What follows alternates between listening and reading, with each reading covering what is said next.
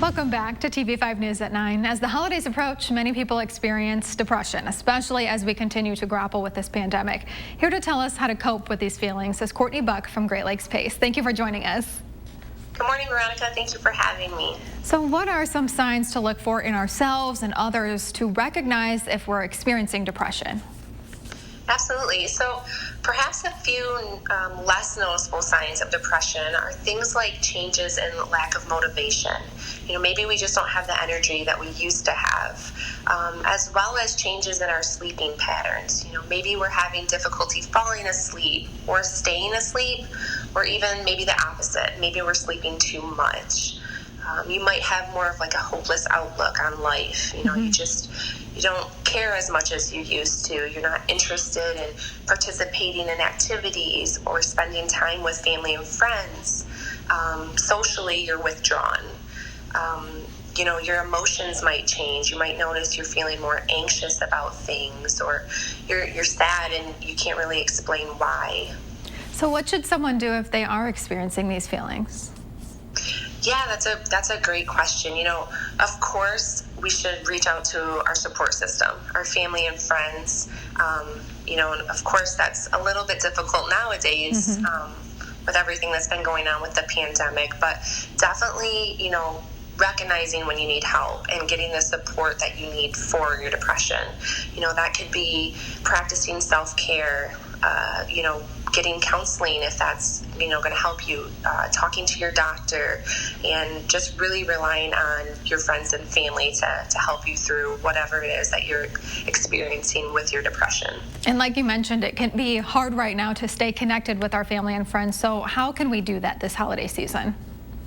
Yeah, so with all that's happened this year, we're not able to stay connected with our friends and family like we used to. With our in-person visits becoming limited due to the social distancing and safety precautions, things just haven't really looked the same for us. But there are some ways that we can maintain our connection. And a few of those would be, simply just picking up the phone and calling a loved one. Maybe it's when you get home from work or you have time on the weekend, just, calling them and letting them know that you're there.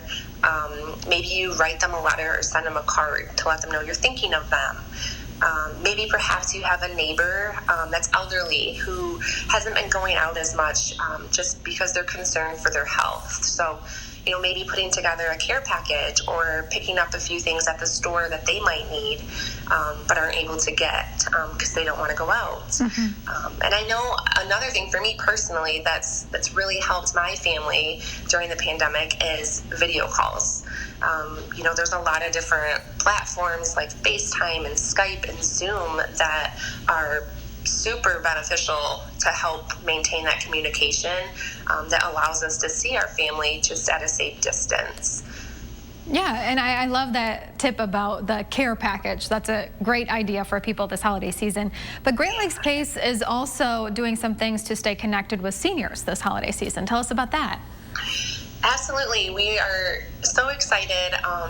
Throughout the pandemic especially, we here at Great Lakes PACE, we've continuously taken safety measures to protect our seniors and their families. Our staff's been trained how to properly wear PPE, as well as how to safely deliver in-home care services.